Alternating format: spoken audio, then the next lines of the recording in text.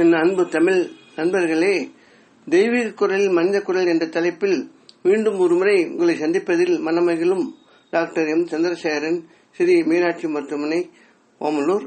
இப்பகுதியில் நாம் திருவள்ளுவர் எழுதிய குரல்களுக்கான சிறுகதைகளை பார்த்து வருகிறோம். தற்கால வாழ்வில் நடைபெறும் நிகழ்வுகளை கதையின் பொருளாக கொண்டுள்ளதால் திருக்குறள் கருத்துக்கள் எக்காலம் பொருந்தும் என்பதை நாம் இதில் உணரலாம். குரலின் கருத்தையும் கதையும் இணைத்து ரசிக்க கேட்டுக்கொள்கிறேன்.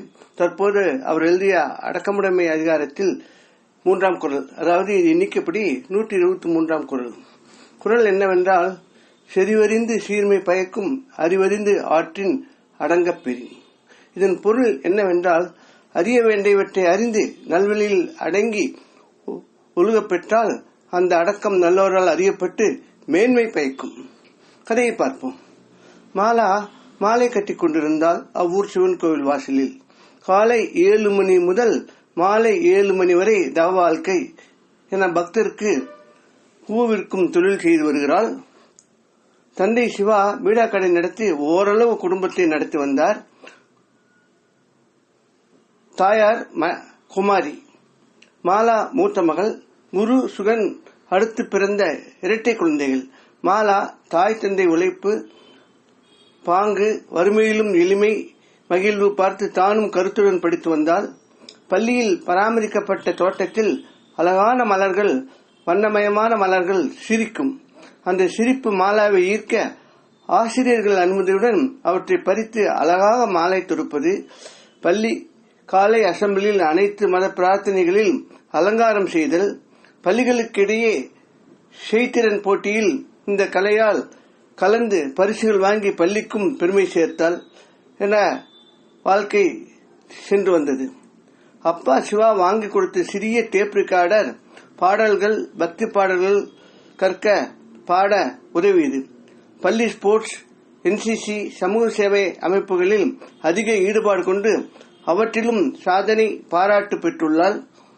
அவளது இந்த திறமைகளால் கவரப்பட்டு சகோதரர்கள் குருசுகன் மாலாவிடம் கற்க வேண்டியவற்றை கற்று பள்ளியிலும் முதன்மையாக 8ஆம் வகுப்பு படித்து வந்தனர். மாலா தன் 10ஆம் வகுப்பு அரசு தேர்வில் பள்ளி முதல் மாணவியாக தேறி +2 கனவில் இருந்தால் அப்போதுதான் வாழ்க்கை ஏற்படுத்திய மாற்றம் நடந்துவிட்டது. மாலா இதனால் அவளது வாழ்க்கை மாறியது. தந்தை வண்டியில் செல்லும் போது விபத்தாகி வலதுகால் முழங்கால் வரை இழந்ததுடன் இடது கணுக்கால் சேதமாகி மருத்துவம் நடந்தது.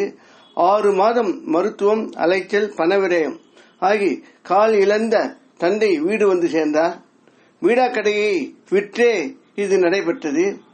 குமாரி சில்லறை வீட்டு வேலைகள் செய்து குடும்பம் நகர குருசுகன் படிப்பும் அரசு பள்ளியில் தொடர்ந்தது. மாலா தேர்வு வெற்றி கூட சிந்தியாமல் அலைய +2 படிப்பு கனவு காணல் நீரானது. பெற்றோரின் சிரமங்களை பார்த்து பதட்டமில்லாமல் ஆறுதல் கூறி தானும் சேர்ந்து உழைத்தால் தான் தெரிந்து கொண்ட மலர் அழகு கலையை பயன்படுத்தி வாழ கோவிலில் வாசலில் அமர்ந்தால் கனவு படிப்பை தொலைதூர கல்வி மூலம் அமைத்துக் கொண்டாள். இரவு 7 மணிக்கு பிறகு கோவில் சன்னதியில் மனம் உருகி இறைவனை பாடுவாள். அரை மணி நேரமாவது. அவளது திறமை கண்டு பலர் வீட்டுக்கு விசேஷங்களுக்கு அலங்கரிக்க அவளது மலர் அழகு கலையை பயன்படுத்திக் கொண்டனர். இதனால் வருவாயும் வந்தது.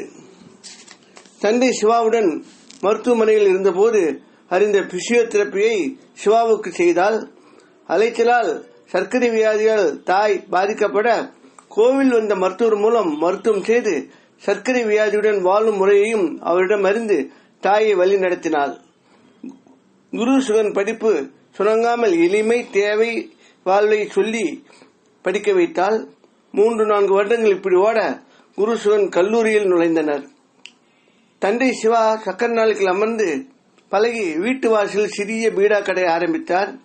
இடையே வந்த கொரோனா வியாதி, கடை அடைப்பு, கோவில் வாசல் தொழிலின் போது இளவட்டங்கள் தந்த தொந்தரவு, பொருளாதார சிக்கல்கள், மன சங்கடங்கள் பலவற்றையும் தொழிலில் தெரிந்தவர்கள் மூலம் சமாளித்து மாலா மீண்டார்.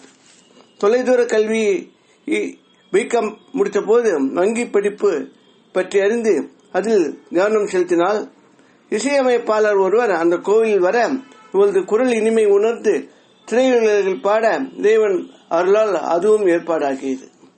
அடுத்த 5 வருடங்கள் சென்றதே தெரியாவண்ணம் வேகம்தான்.